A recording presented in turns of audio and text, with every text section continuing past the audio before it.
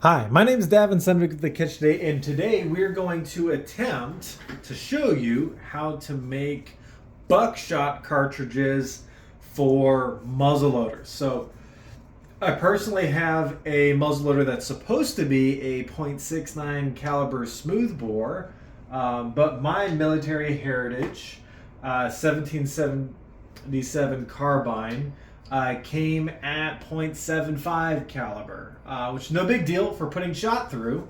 So what I use is a 9/16 wooden dowel, and you might be saying that that's way too small. And you'll actually see that by the time you put shot in it, the shot does tend to deform just a little bit, and you do want this a little bit smaller than average. So I'll show you how I load these into the rifle later, but it's very fast, very easy. All you got to do is pull this little tag, pour the powder in, and then you stuff the entire cartridge with the balls, undisturbed in the cartridge down the barrel. And as it comes out, this wad will open and create a very nice tight pattern down range. So that's what I found with buckshot. So found a lot of buck and ball, found a lot of ball loads, have not found just a pure buckshot load. So let's get into what you need. You're going to need some papers. I cut mine into squares. Some people cut theirs into trapezoids. It really doesn't matter. I use about 5 inches by 5 inches, and that's about the perfect size square for me. The only reason why I cut squares is because I can fold the paper into quarters or eighths and simply cut it out with my scissors, and I can get 8 pieces of paper very quickly, or 4 pieces of paper very quickly. So let's get right into it. Got my powder in my powder horn. Got my measuring cup here. We'll put that off to the side, and I've got my shot pouch right here. You're gonna need a glue stick and a marker to help you label. I already mentioned the wooden dowel, the papers, and a little bit of a box just to kind of keep the powder from spilling all over your table. Kind of helps, but it's optional. It's not necessary. So we've already got 2 of these rolled up. These are just practice ones, so let's get right into it. So all you got to do is you'll notice that sometimes you'll have one side slightly longer than the other. It doesn't really matter too much.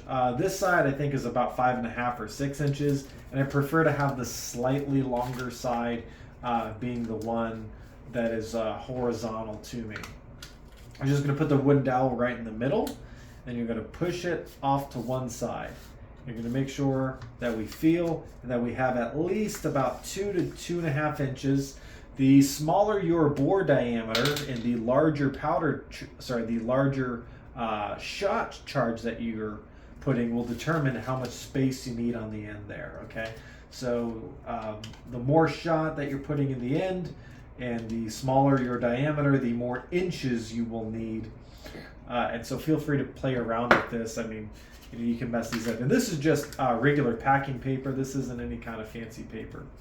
And so what I do is after I get one roll, all right, I fold it on an angle starting at the wooden dowel, and then I put my thumb in there and I roll it and fold it around my thumb as I roll it around. And then I go ahead and tighten it up on the glue section. Then I put the wooden dowel in the other end, not too far, and I just pinch it at the end and just kind of help it seal there.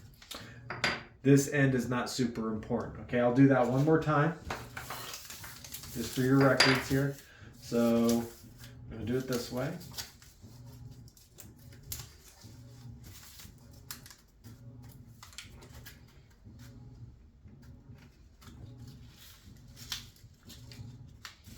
You want to just make sure it's nice and tight first. And you put the glue on. You really could put the glue on first, but I don't like to put the glue on first. Then you push the dowel aside. Feel the length that you want. Fold it, and then around your thumb. And as you rotate, you're going to bring your thumb outward and continue to pull it nice and tight without unraveling it. That's going to be the trick, is to not unravel it. Get it all the way sealed up on this side, put the wooden dowel in the other end, seal it up that way. All right, now we're going to get into loading these, okay? So I like to load the powder first, just kind of get that part out of the way.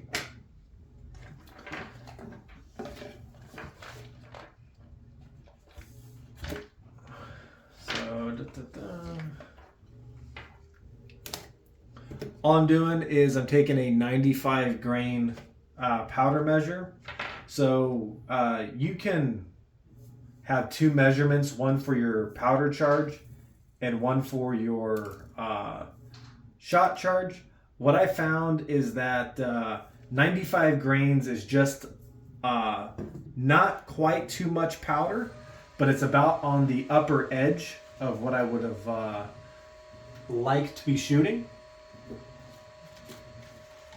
And so it's just enough powder to where if I need to prime the pan with it, I have enough room to prime the pan with it. And if I don't want to prime the pan with it, I can take the full charge of 95 grains and it's going to shoot just fine.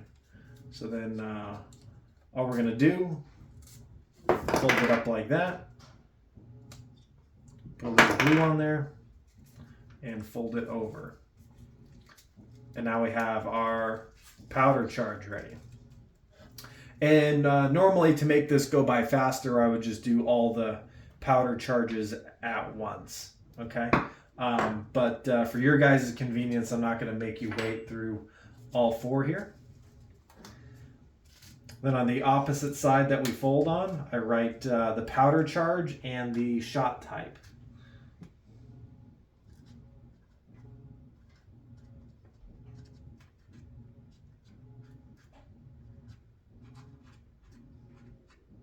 Okay, so the only reason why I write the powder charge is because if I'm not including the primer in there, that's going to be closer to 90 grains or 85 grains versus with the priming charge in there, because I shoot a flintlock, it's going to be 95 grains. And it's no big deal if I put the full charge in there. I just like to know if I'm putting extra in there or not. You know, you don't want to be losing track out in the field. All right, now we've got our little shot pouch here. Same deal. You can count your balls if you want it to be more accurate, but I personally don't care if it's 27 or 28 balls. It's really not going to make a difference to me. And so I simply take my, and then all I do to crimp it out the top is almost like a shotgun shell. You just kind of tri-fold it and you just twist with your fingers at the very end here.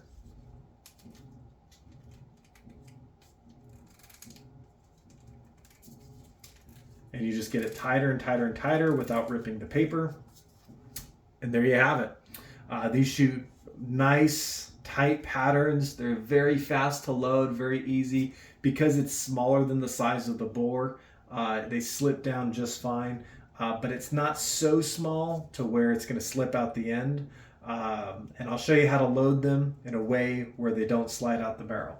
So thank you for watching and have a great day. Hopefully you learned how to load buckshot. You could do the same process with birdshot as well.